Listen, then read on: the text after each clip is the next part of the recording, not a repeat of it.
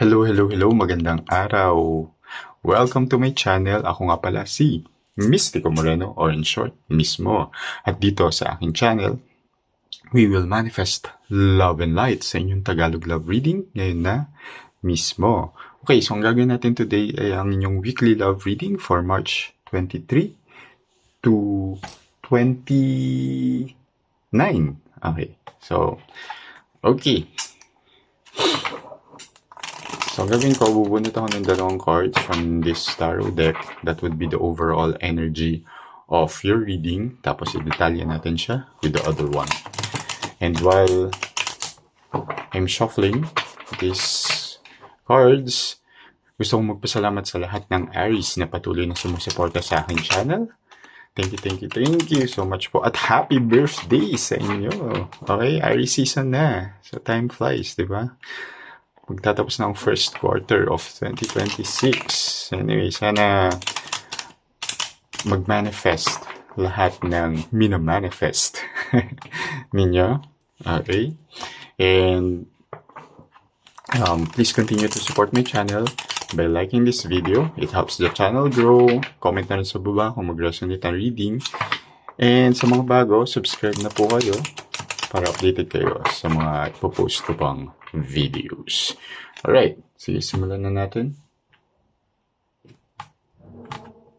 So, the overall energy for Aries this week sa inyong love life ay first card, okay, Knight of Pentacles. Second card, the Lovers. Wow, okay. So, it's full of love. Perfect sa pagpasok ng Aries season for the Aries. Okay.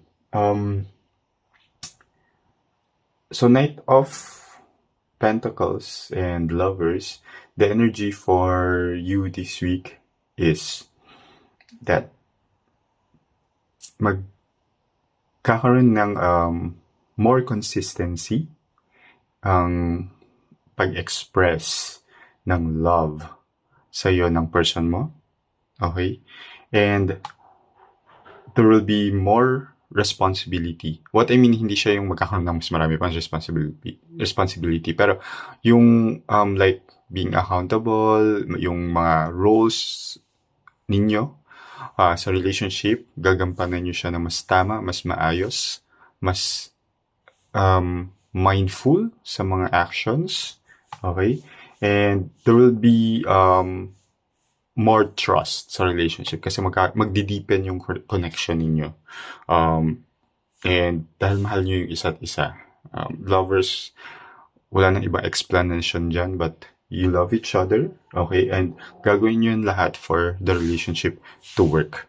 Okay, so yung mga bagay nga na kailangan nyo ng more responsibility, more consistency, more trust sa relasyon, mangyayari siya at gagawin nyo siya proactively. That's what I see, yung energy. Yun yung nagda-download ngayon na energy. Okay, sige. Alamin natin yung detalye ng reading with this card. Bubunot ako ng 8 cards from this. And habang binabalasa ko, as always, I would like to remind everyone that this is a collective reading. So it may or may not resonate sa lahat. Pwedeng hindi ko nasagap yung energy niya today, but pwede niyong panoorin yung mga past videos ko. Baka isa doon mag-resonate kasi timeless naman yung mga oracle and tarot readings. Saka abangan nyo na lang yung mga susunod ko pang videos, baka isa doon ay mag-resonate. So best to subscribe to my channel, okay, para ma-notify din kayo sa mga new videos.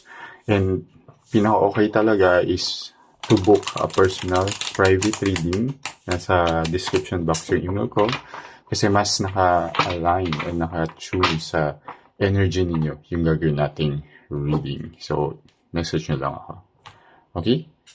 Alright. Sige, simulan na natin. So, first card. I'll get the third card. Dahil March, the Sun. Okay. O, diba? Happiness agad. Second card. 7 of Swords. Okay.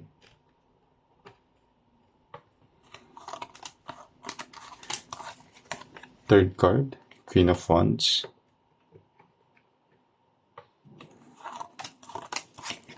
Fourth card, the Empress. Okay.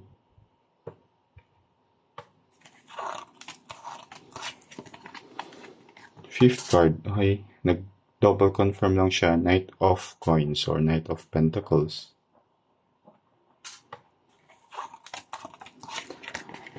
Sixth card, okay. Nine of Swords. See. Seventh card, Page of Swords. And last card, okay. Wheel of Fortune. So from the Sun to the Wheel of Fortune, it's nice.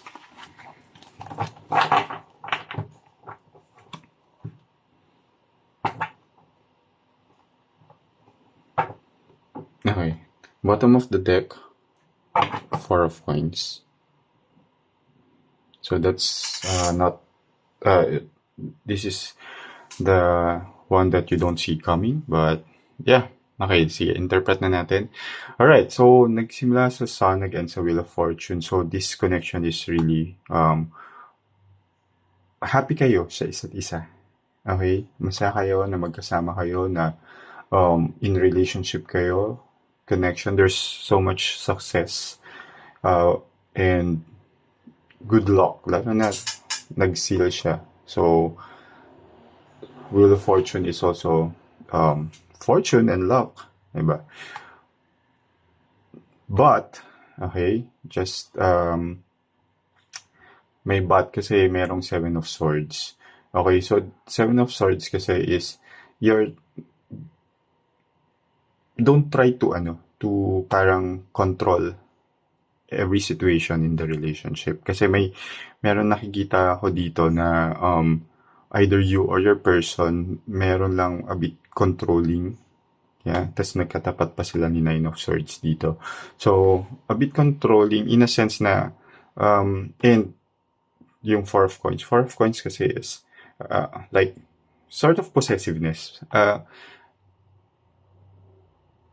Possible kasi na ang root nito is some insecurity. Kaya, yung pagiging possessive, selosa, okay, is may mga inner wounds sila na hindi pa nag-heal.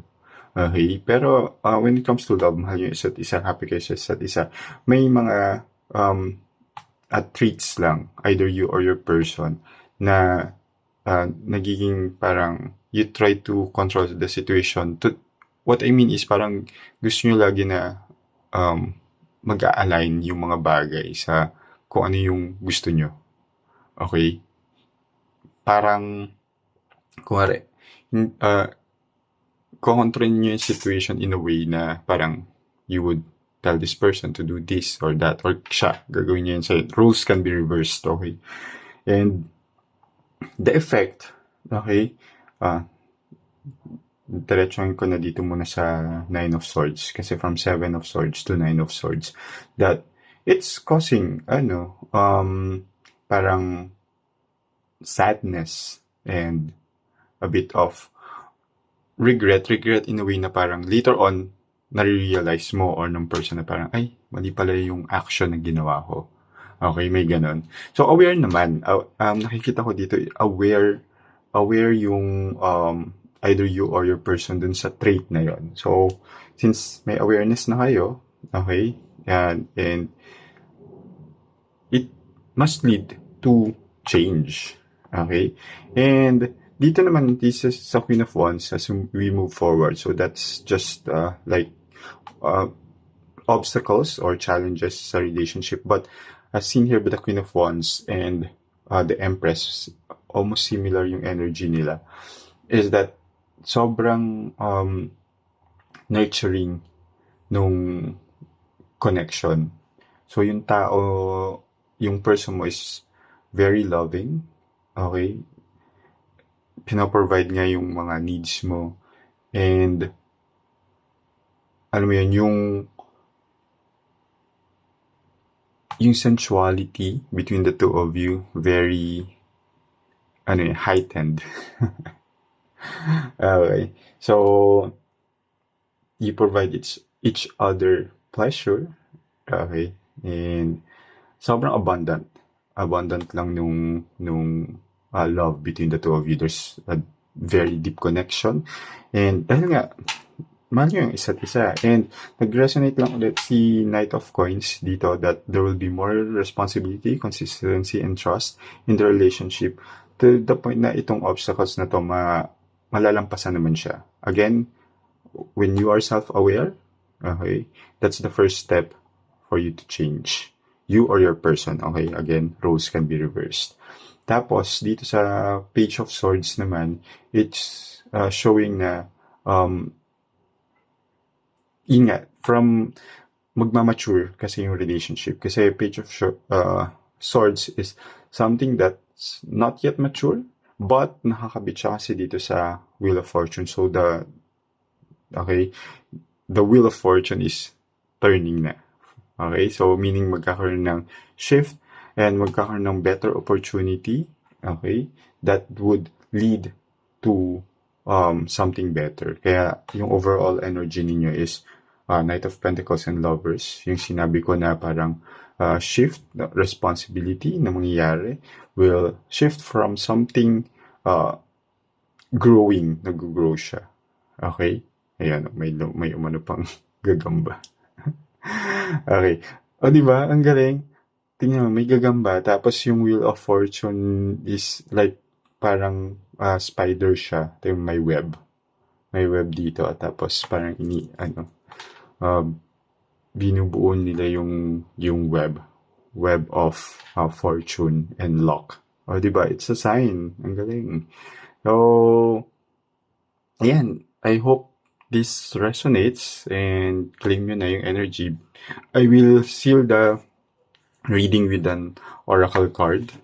Okay, that will be the advice of the universe for you.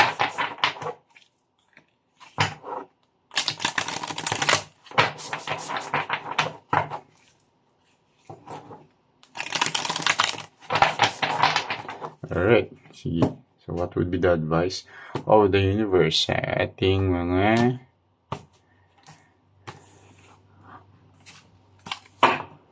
Aries? Okay.